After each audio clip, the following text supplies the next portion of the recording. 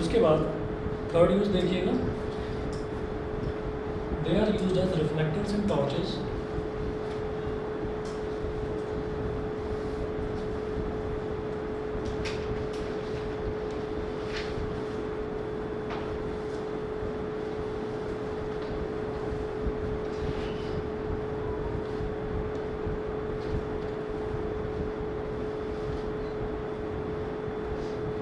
They are used as reflectors in torches, vehicle headlights and searchlights.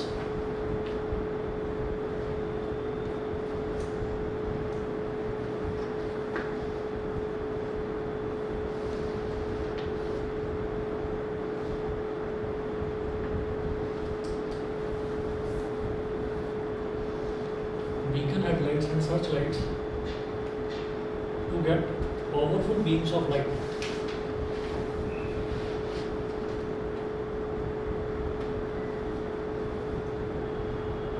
Get powerful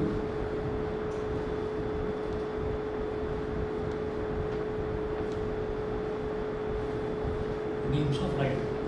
तो इसमें भी क्या होता है कि जैसे टॉर्च है, तो टॉर्च में जैसे हमने ये कहा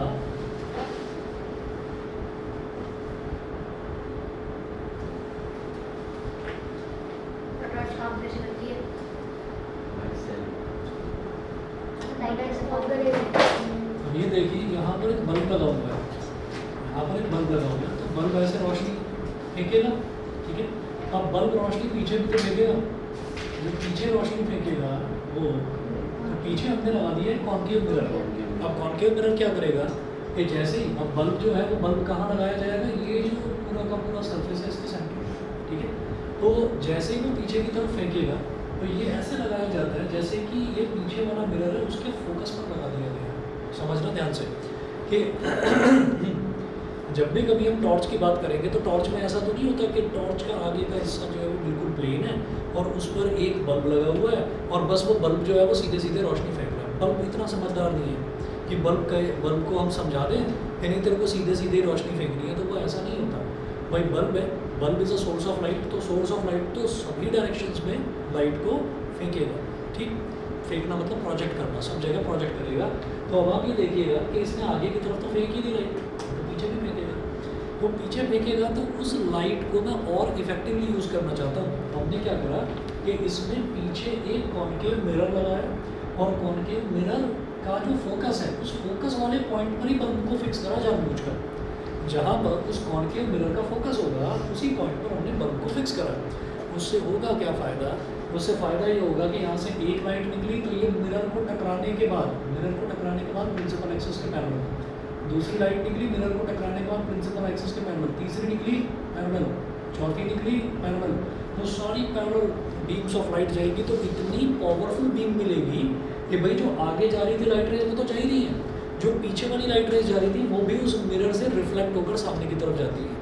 आपने देखा होगा सैटरडे और संडे वाले दिन न्यूज़पेपर में बहुत बड़ा ऐड आता है, बहुत बड़ा ऐड कार्स का आता है, अलग अलग कार्स का, कि ये मारुति की बहुत अच्छी कार है, ये hyundai की बहुत अच्छी कार है, ये टोयोटा की है। तो उन कार्स में एक नीचे ना लाइन से लिखे रहते हैं अट्रैक्टिव फीचर्स, क्या क्या अट्रैक्टिव फीचर है इसमें, इसकी बॉडी बड़ी मजबूत है, इसके अंदर म्यूज़िक सिस्टम बड़ा अच्छा है, तो ये सब कुछ चीज़ें उसमें लिखी रहती हैं। उसमें साथ में एक फीचर ये भी लिखा रहता है कि powerful reflector headlamps, powerful reflector headlamps. तो रिफ्लेक्टर हेडलैम्प्स का मतलब ये है कि पीछे एक कॉन्केव मिरर, जो भी लाइट है उसके पीछे एक कॉन्केव मिरर फिक्स करा गया है, कॉन्केव मिरर के फोकस पर लाइट को लगाया गया है।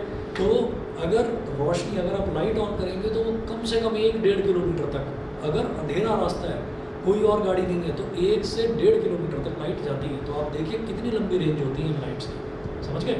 तो रिफ्लेक्टर हेडलैम्प्स का मतलब यही है। तो they are used as reflectors in torches, vehicle headlights and search lights to get powerful beams of light. Search light जानते हैं, सर्च लाइट वो होती है ज़्यादातर जो कोस्टल रीजन्स होते हैं, जहाँ पर समंदर है, समंदर के किनारे बड़ा सा क्लॉक टावर लगा दिया जाता है ना, और वो जो टावर होता है उस टावर के ऊपर एक बहुत बड़ी लाइट लगा दी जाती है, उसको ऊपर लाइट हाउस जो होता है, तो उस पर जो है उस पर एक आदमी खड़ा होता है, वॉचमैन खड़ा होता है, उसका काम ही होता है कि उसको पकड़ के पूरे को ऐसे घुमाता है, फिर ऐसे घुमाता है उसको लाइट को, तो दूर बड़ी भारी होती है वो लाइट। तो उस लाइट से क्या होता है, उस लाइट से दूर दूर तक दिखाई दे रहा है कि भाई हम अगर गुजरात की कोस्ट पर है तो कहीं जहाँ पर भी अगर बाउंड्रीज पाकिस्तान से या अफगानिस्तान से मिल रही है तो वहाँ से कहीं कोई शिप तो नहीं आ रहा है, कुछ इलीगल एक्टिविटी तो नहीं हो रही है, कुछ स्मगलिंग का सामान तो नहीं आ रहा है, तो उससे दूर दूर तक लाइट जाती है। ठीक है, तो ये उन पावरफुल सर्च लाइट्स में भी कॉन्केव मिरर का यूज़ होता है। ठीक है, अच्छा इसके बाद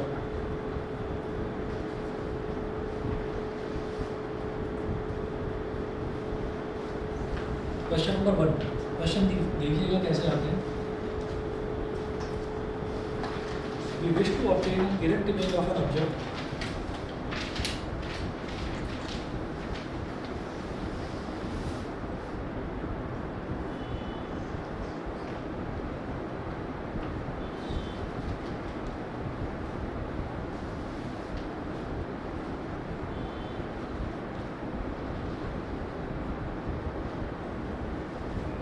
obtain an erect image of an object using a concave mirror of focal length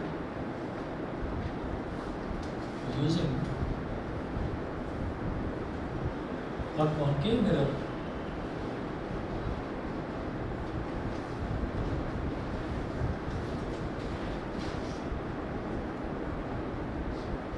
using a concave mirror of focal length 15 centimeter.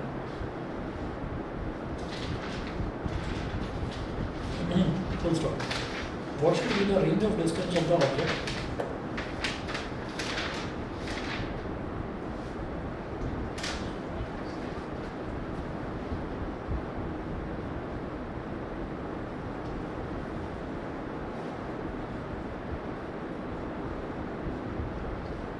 what should be the range of distance of the object from the mirror?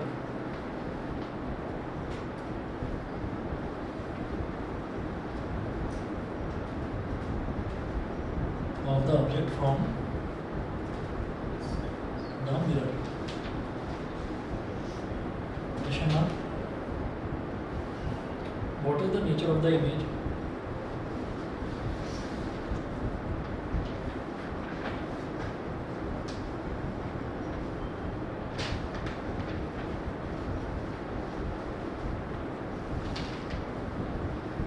What is the nature of the image? Question mark. Is the image larger or smaller than the object?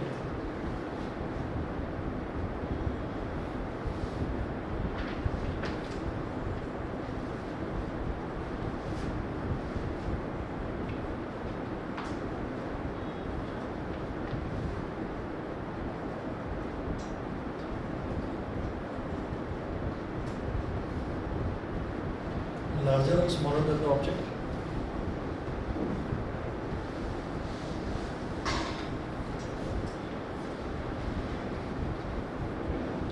देखिएगा, draw a ray diagram to show the image formation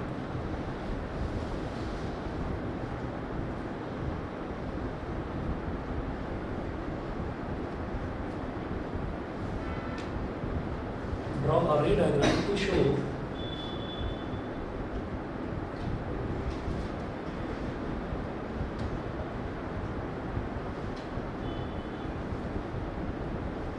the image formation in this case.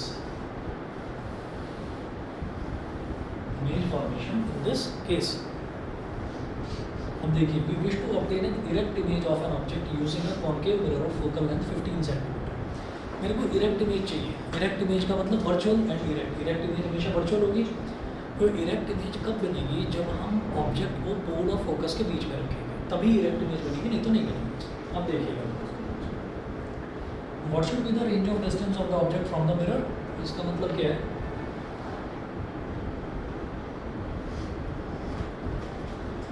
Object must be placed between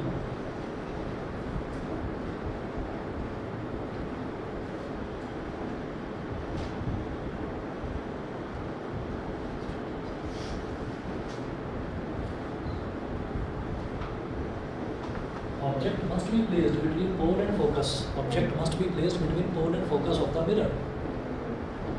That is between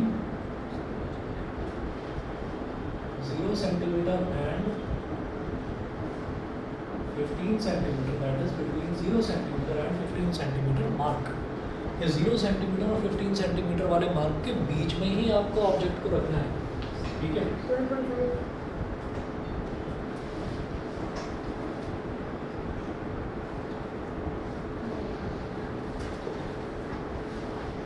ये concave mirror, ये गोल हो गया, ये focus हो गया, ये centre of curvature हो गया। तो उसका फोकल लेंथ उन्होंने कितना दे रखा है 15 सेंटीमीटर। तो जितने भी डिस्टेंसेस है सब पोल से मेजर करे जाते हैं। तो पोल से इधर कितना 15 सेंटीमीटर, 15 सेंटीमीटर। तो हम हमेशा ऑब्जेक्ट को जब भी मेरे को वर्चुअल और इरेक्ट इमेज चाहिए तो मैं कहाँ रखूँगा, पोल और फोकस के बीच में रखूँगा। यानी कि ये वाला जो मार्क है दिस इज कॉल्ड 0 सेंटीमीटर। अगर मैं ऑब्जेक्ट डिस्टेंस यहीं से मेजर कर रहा हूँ तो ये 0 सेंटीमीटर हो गया, ये ओरिजिन की तरह बिहेव करता है, तो 0 वाला मार्क है, 0 से 15 की तरफ। तो हमें ऑब्जेक्ट को यहाँ पर कहीं बीच में रखना है। सभी को क्लियर है? उसके बाद देखिएगा what is the nature of the image. तो नेचर क्या होगा, जब हम खुद ही कह रहे हैं कि wish to obtain an erect image, तो इरेक्ट इमेज तो वर्चुअली होती है, नेचर क्या होगा, virtual image. Nature of image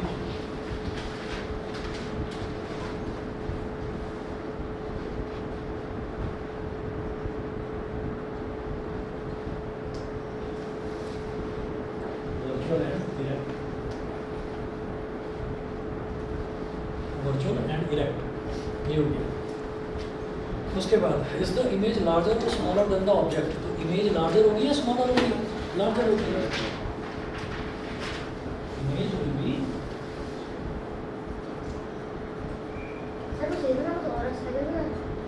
समझ में नहीं है क्या करूं, इसके आगे बढ़ाएंगे ना। अभी मैं एक एक करके क्वेश्चन का आंसर देख रहा हूँ। उन्होंने बोला इज द इमेज लार्जर और स्मॉलर देन द ऑब्जेक्ट। तो क्योंकि हमने सारी प्रॉपर्टीज लर्न कर रखी है, वो 6 के 6 जो केसेस है, तो उसमें वर्चुअल और इरेक्ट वाले में हमारा जो इमेज का साइज है वो हमेशा एनलार्ज्ड ही बनता है। तो image will be larger than the object, larger than object मतलब एनलार्ज्ड, ये हो गया एनलार्ज्ड, है ना। उसके बाद देखिए draw ray diagram to show the image formation in this case. तो इस केस में इमेज फॉर्मेशन वाला रे डायग्राम भी बना दो। तो हम जानते हैं पहला वाला केस वाला जो रे डायग्राम था वो बना दो। पहले ऑब्जेक्ट यहाँ पर रख दिया, ए बी, एक ray of light principal axis के पैरेलल, जो प्रिंसिपल एक्सिस के पैरेलल जा रही है तो मिरर से टकराकर फोकस से गुजरेगी। एक रे ऑफ लाइट को अलाइन करवाने के सेंटर ऑफ कर्वेचर से स्केल रखकर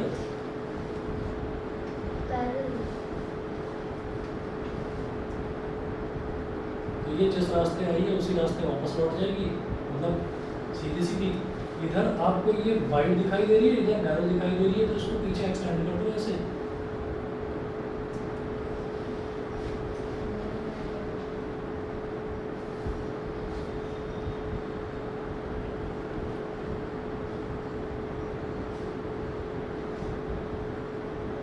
तो ये ए डैश और ये बी डैश, तो इमेज कैसी बन गई, लार्जर देन द ऑब्जेक्ट। बताइए क्लियर है?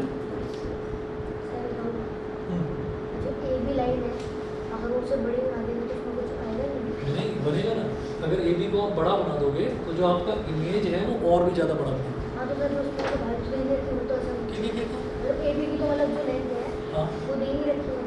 हाँ तो आपको जितना मन करे आप बना सकते हो।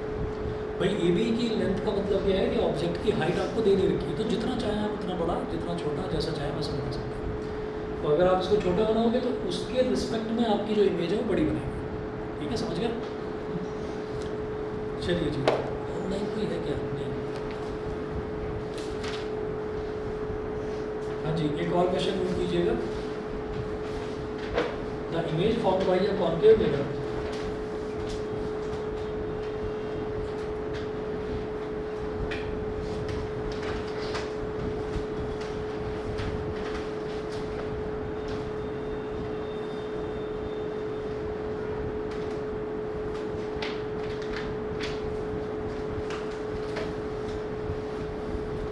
formed by a concave mirror is seen to be virtually erect and larger than the object. Is seen to be virtual, erect and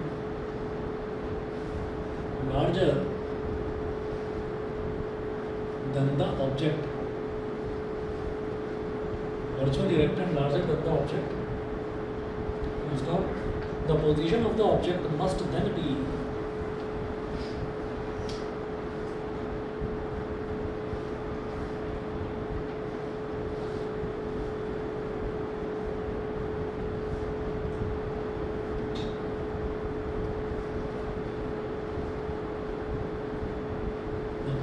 the object must then be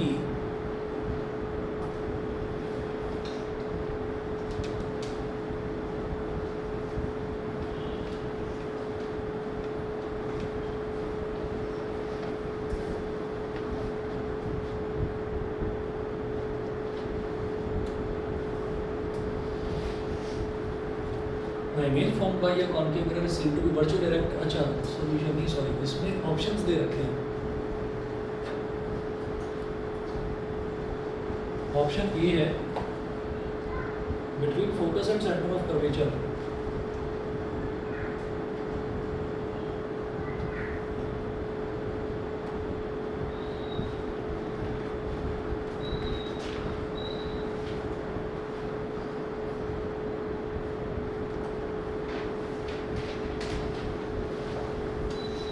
between focus and centre of curvature. Second है at the centre of curvature.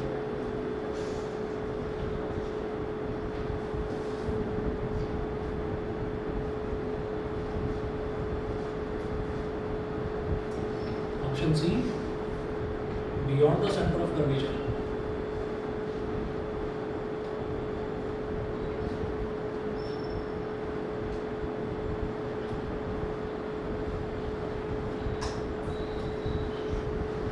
और option D है between pole of the mirror and its focus.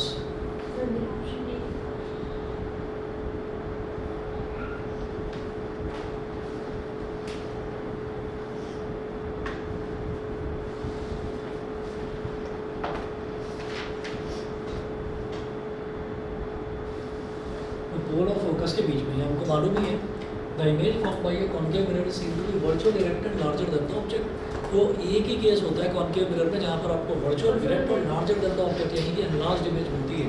तो वो हमारा पहला case होता है जब ऑब्जेक्ट पोल और फोकस के बीच में हो. ठीक है कंप्लीट. बस एमसीक्यू तो था. एमसीक्यू में टिकी तो लगा ना. थर्ड देखिएगा a concave mirror has a focal length of 10 centimetre.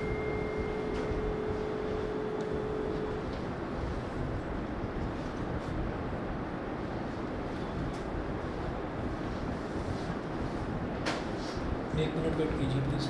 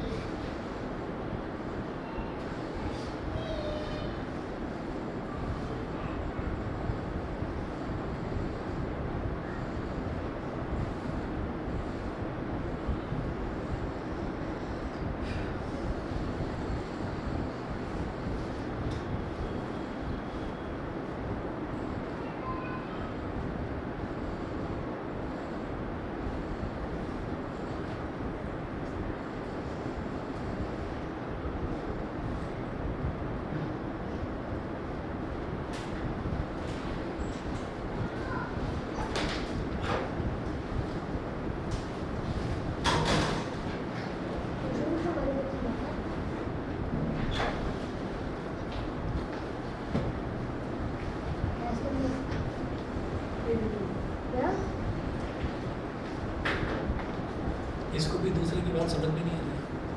अब पता चला दूसरों का दर्द. The concave mirror has a focal length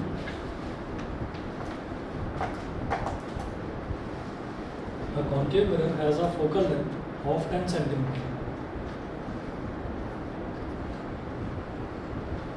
has a focal length of 10 centimeter. Full stop. Where should an object be placed?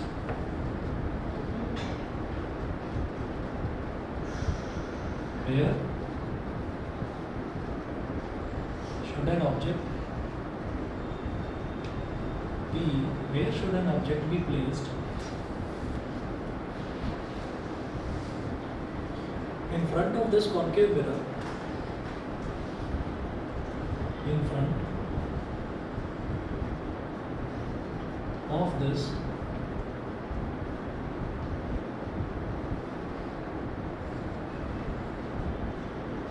where should an object be placed in front of this concave mirror so as to obtain an image which is so as to obtain an image which is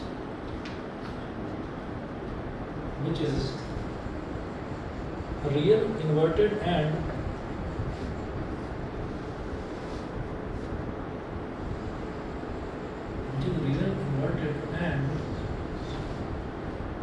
same size as the object.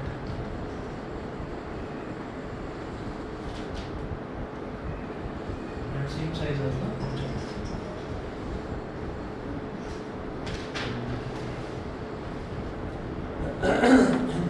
बताइए कर पाओगे?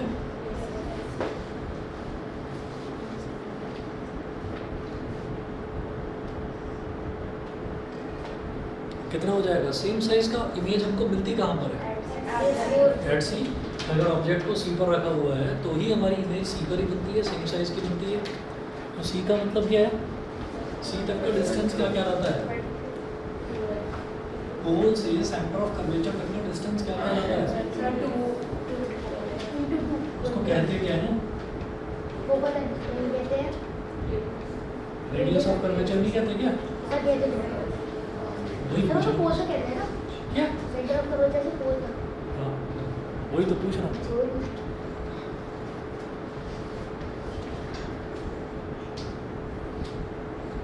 So a concave mirror has a focal length of 10 centimeter. Where should an object be placed in front of this concave mirror so as to obtain an image which is real, inverted and same size as the object? So same sized image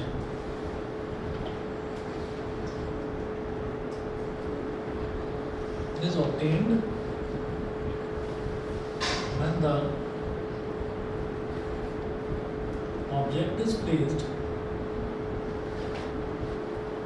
at C. ठीक है, तो object distance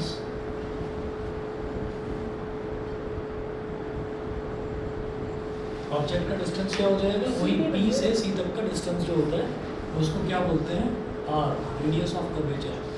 और radius of curvature focal length का double होता है। Focal length कितना है?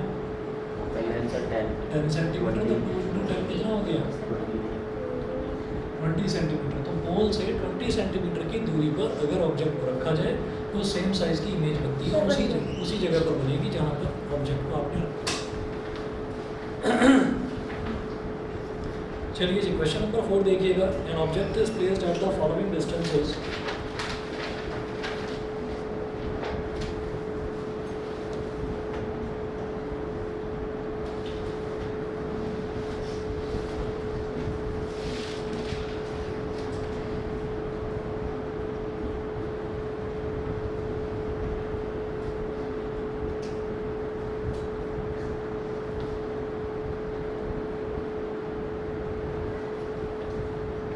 An object is placed at the following distances from a concave mirror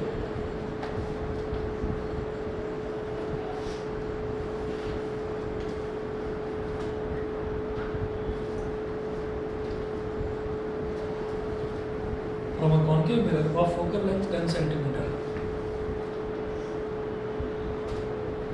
of focal length 10 centimeter.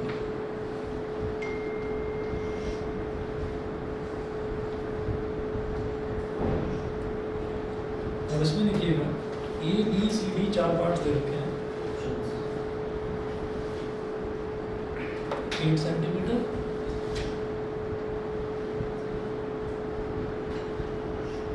B part है 15 सेंटीमीटर, सी है 20 सेंटीमीटर और डी है 25 centimetre.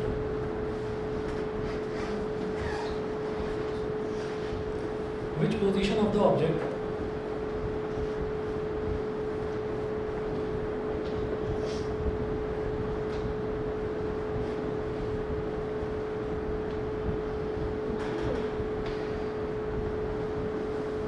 will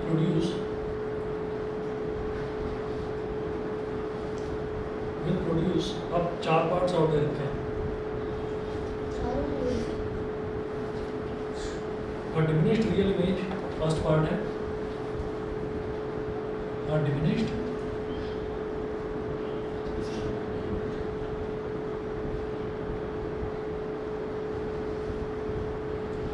real image second part है,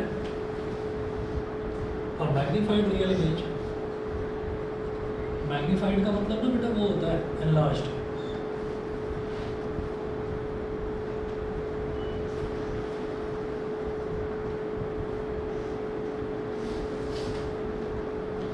थर्ड है a magnified virtual image.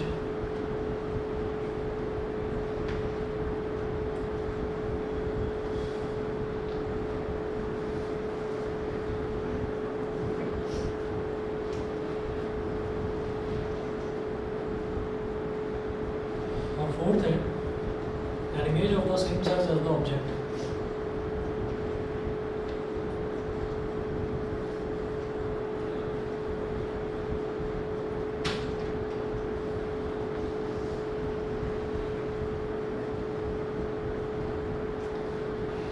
N image of the same size as the object. ठीक है, तो आप ट्राई करिए, मुझे 1 मिनट दो जरा। सर वो 4 डायग्राम होंगे ना? डायग्राम नहीं बनाने आप, क्वेश्चन में नहीं लिखना, सर इनकी पार्टीटर मैच करना है वहाँ से 5 मीटर बस। आपको मैच करना है। क्या बोला है कि ऑब्जेक्ट के अलग अलग पोजीशन दे रखी हैं। 8 सेंटीमीटर पर अगर ऑब्जेक्ट को रखा जाएगा तो इनमें से कौन सा सही है ये बताना है। अगर 15 सेंटीमीटर पर रखा जाएगा तो कैसी इमेज बनेगी, इन्हीं चारों में से सेलेक्ट करना है आपको। ठीक है, अगर 20 पर रखा जाएगा तो कौन सा, अगर 25 पर रखा जाएगा तो कौन सा। आप देखिए, मैं 1 मिनट में आता हूँ।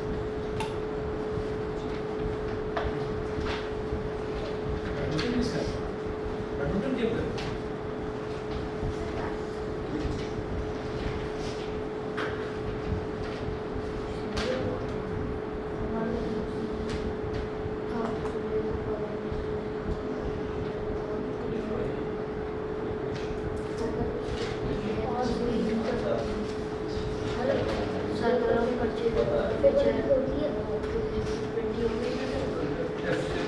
अगर 8 पे रखी है फिर 8 पे रखी है तो ऐसे पी के बीच में होगी।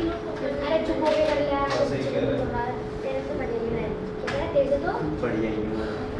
पहले तो किसी ये को अरे हाँ बिटवीन सब फाइल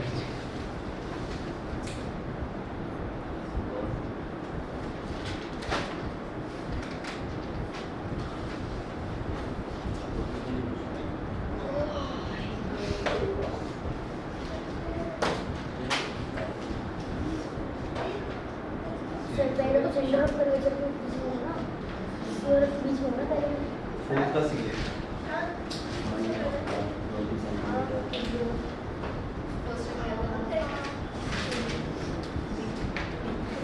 पहले का ये लास्ट पहले का ए है, मतलब ए का ए है। मैंने इसके ऊपर नोट करा है। सी 20 सेंटीमीटर डिमिनिश रियल इमेज और यहाँ पे 20 सेंटीमीटर रियल इमेज और डिमिनिश इमेज मैंने इसके अंदर नोट करा है, तुमने इसके अंदर पहला ही इसके है ना। मैग्नीफाइड वर्चुअल वो पहले वाला वर्चुअल है 8 सेंटीमीटर है ना, तो फोकस से वाले रखा है ना, तो पहले वाले का अगर फोकस ऑफ चलो हो गया। क्वेश्चन समझ रहे हो?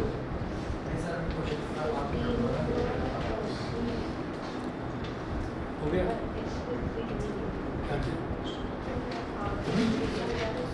8 सेंटीमीटर वाले में रखा हुआ है। क्या बताओ? करा कर लिया क्या? सर कल हमने ट्राई करा था पर गलत आ गया। क्वेश्चन लिख लिया क्या? हाँ सर ये तो अच्छा अच्छा।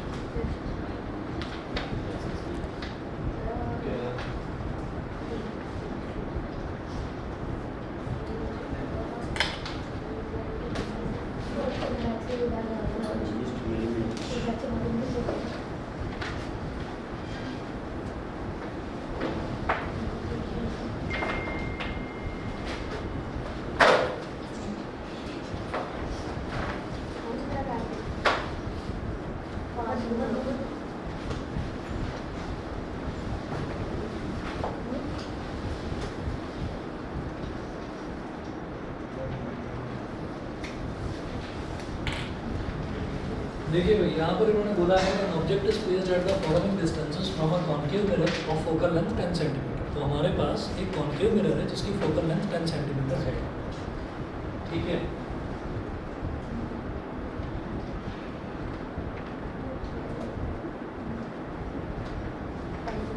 आपको समझाने के लिए डायग्राम बना रहा हूँ, जिन बच्चों को समझ में आ गया डायग्राम बनाने की जरूरत नहीं है, ठीक है। समझाने के लिए बना रहा हूँ ये डायग्राम। तो इसमें देखिएगा कि ये क्या दे रखा है हमें, पोल, ये क्या है फोकस, ये है सेंटर ऑफ कर्वेचर। अच्छा, an object is placed at the following distances from a concave mirror of focal length 10 centimetre. तो यहाँ से और यहाँ की वाला जो डिस्टेंस है ये है 10 सेंटीमीटर। और इसी तरीके से सेंटर ऑफ कर्वेचर से पोल तक का डिस्टेंस है दैट इज 20 सेंटीमीटर। तो ये 20 सेंटीमीटर हो गया। अब जरा देखिएगा, वो बोल रहे हैं कि अगर ऑब्जेक्ट को 8 सेंटीमीटर वाले मार्क पर रख दिया जाए तो 8 सेंटीमीटर 10 से तो कम है ना, तो इसका मतलब 8 सेंटीमीटर वाला मार्क तो यहाँ पर होगा कहीं, ठीक है। तो जो ये ए पार्ट है 8 सेंटीमीटर, किससे मैच करेगा? केस 1 होगा, यानी कि वर्चुअल इरेक्ट और magnified image, magnified real image, magnified virtual image. तो थर्ड ये किससे रिलेट कर जाएगा? थर्ड से रिलेट कर जाएगा। बी देखिएगा, बी पार्ट में वो ऑब्जेक्ट का डिस्टेंस बोल रहा है 15 सेंटीमीटर, तो वो 10 और 20 के बीच में नहीं करेगा 15 सेंटीमीटर यहाँ हो जाएगा। तो सर सेंटर ऑफ कर्वेचर और फोकस के बीच में होगा। फोकस और सेंटर ऑफ कर्वेचर के बीच में है ऑब्जेक्ट, तो इमेज कहाँ बनेगी? Third case. थर्ड केस तो सेकंड है मैग्नीफाइड रियल। मैग्नीफाइड और रियल इमेज, ठीक है ना। मैग्नीफाइड रियल इमेज हाँ सेकंड हो गया, तो ये सेकंड से मैच कर जाएगा। उसके बाद सी देखिए, सी में क्या बोल रहे हैं? तो 20 सेंटीमीटर। तो 20 सेंटीमीटर यानी कि ऑब्जेक्ट को यहीं पर रख दिया, सी पर ही रख दिया, इमेज भी सी पर ही बन जाएगी। और इमेज का साइज ऐसे में क्या होता है? Same as the object. Sir वो केस कह रहा था। अच्छा केस। तो an image of the same size as the object यानी कि फोर्थ। डी वाला है उसमें तो कुछ सोचने की जरूरत नहीं, जो बचा है उसमें शायद देख लीजिए, ये 25 सेंटीमीटर है। तो 25 सेंटीमीटर का मतलब आप ऑब्जेक्ट को कहाँ रख रहे हैं? Beyond C. तो इमेज आपकी रियल और इन्वर्टेड होती है एफ और सी के बीच होती है, ठीक है। तो diminished real image first part clear, ठीक है जी। चलिए जी, अब जो है इसके बाद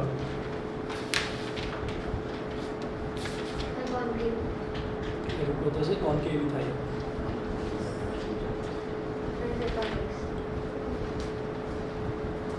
हाँ जी, अब नोट कीजिएगा sign convention for spherical mirrors.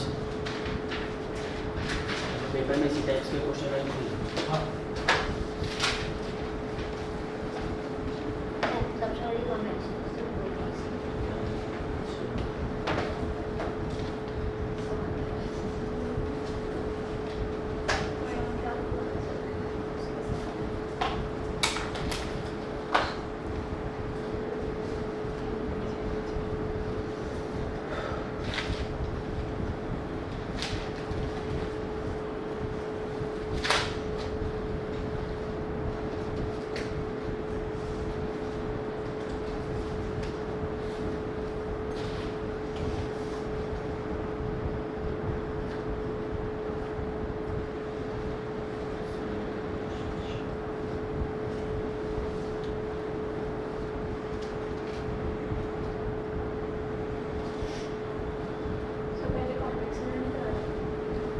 Convex का देख लेंगे, पहले कॉन्केव का देखो, क्योंकि कॉन्वेक्स वाला बहुत आसान है, उसमें बस 2 ही केसेस हैं, न्यूमेरिकल्स भी बहुत कम है उसके, तो पहले कॉन्केव का देख लेते हैं, फिर कॉन्वेक्स का देख लेते हैं। Sign convention for spherical mirrors.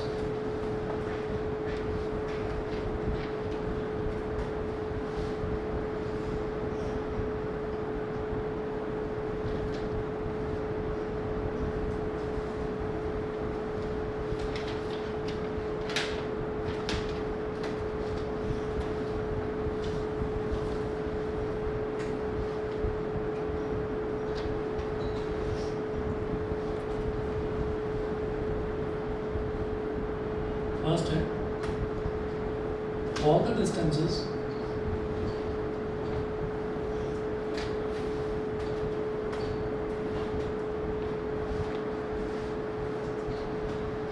are measured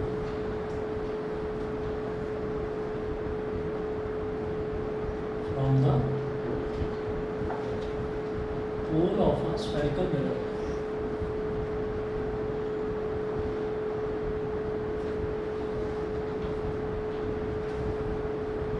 All the distances are measured from the pole of a spherical mirror. तो कितने भी distances हैं वो सारे के सारे किसी भी spherical mirror, चाहे convex हो चाहे concave हो, उसके पोल से ही मेजर करे जाते हैं।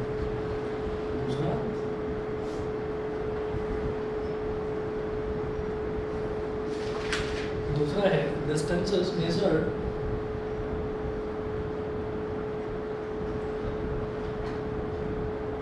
in the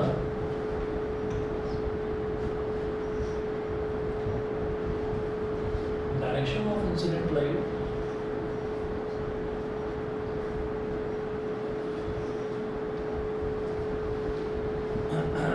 are taken as positive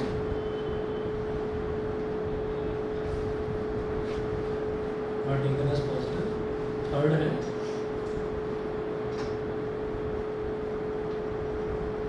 distances measured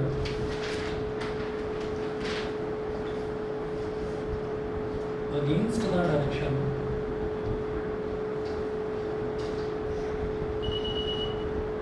of incident light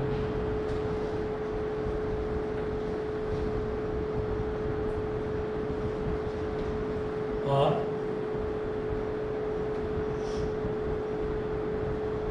taken as negative.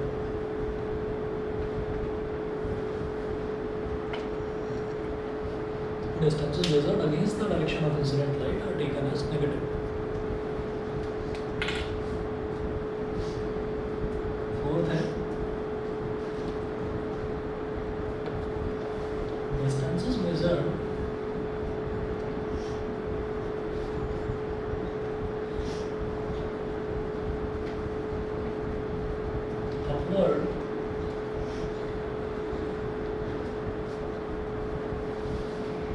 upward from the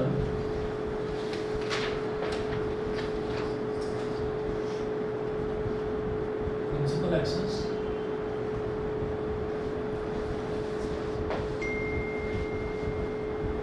are taken as positive.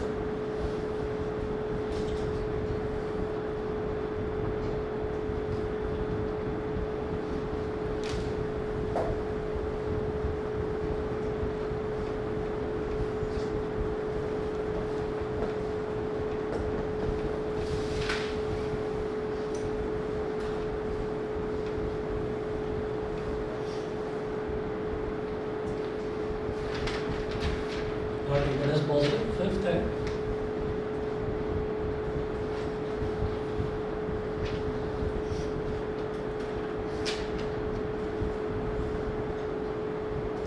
distances measured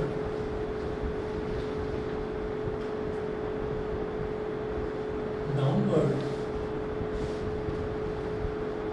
from the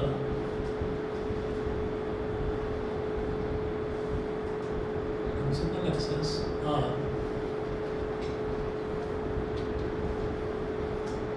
taken as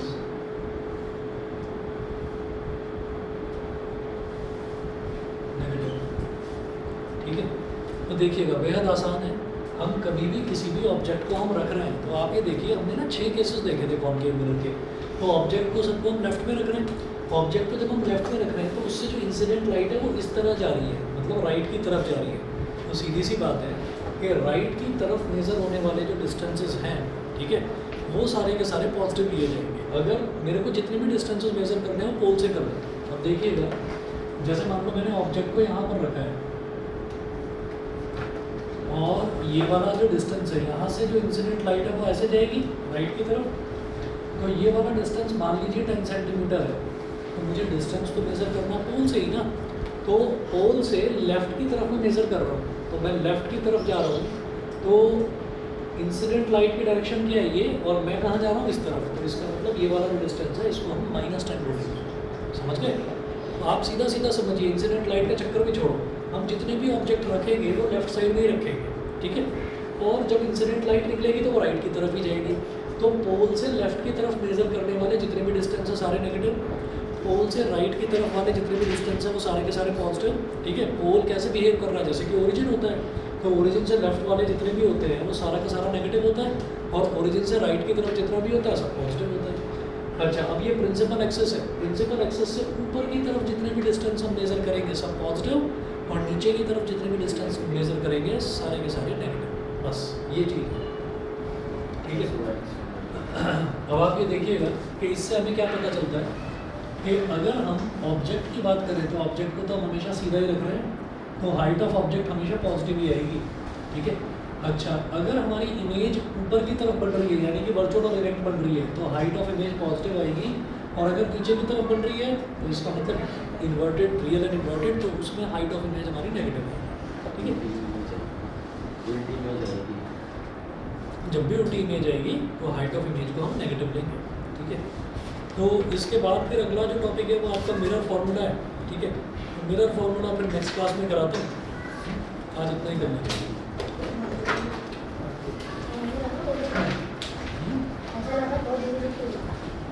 आज तुमने बातें नहीं करी ना, ढंग से पढ़ाई करी।